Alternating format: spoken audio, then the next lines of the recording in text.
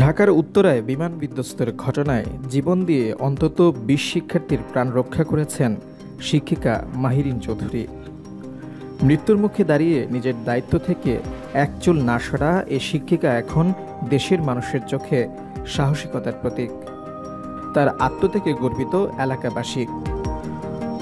সোমবার উত্তরার milestone school and কলেজে ক্লাস চলাকালে পাশের একটি ভবনে প্রশিক্ষণ বিমান আছড়ে পড়ে। মুহূর্তেই আগুন ধরে যায় ভবনে। ধোঁয়া আর আতঙ্কে চারপাশ যখন হাহাকার, তখনও শিশু শিক্ষার্থীদের নিরাপদ স্থানে সরিয়ে নিতে ব্যস্ত ছিলেন মাহিরিন। এক পর্যায়ে নিজেই আগুনে আটকে পড়েন। শরীরের অধিকাংশ দগ্ধ হয় তাকে গুরুতর অবস্থায় নেওয়া হয় জাতীয় বার্ন ও প্লাস্টিক সার্জারি ইনস্টিটিউটে।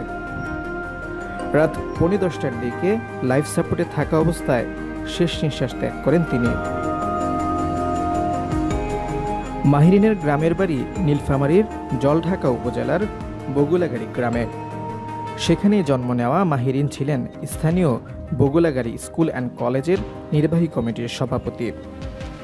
পারিবারিক পরিচয় ছিলেন একজন পরিচিত মুখ।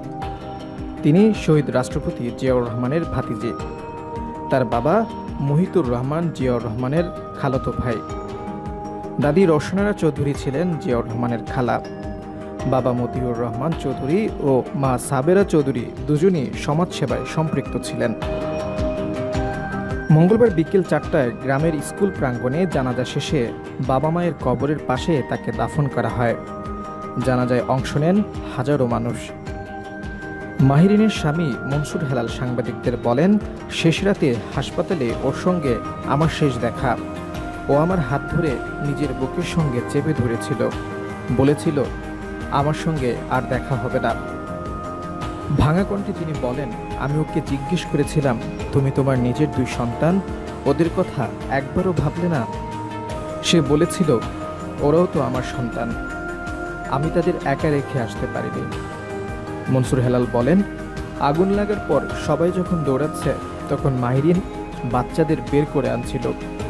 কয়েকজনকে বের করে আবার ফিরে গিয়েছিল বাকি বাচ্চাদের জন্য। সে ফেরাটা আর শেষ হয়নি তার।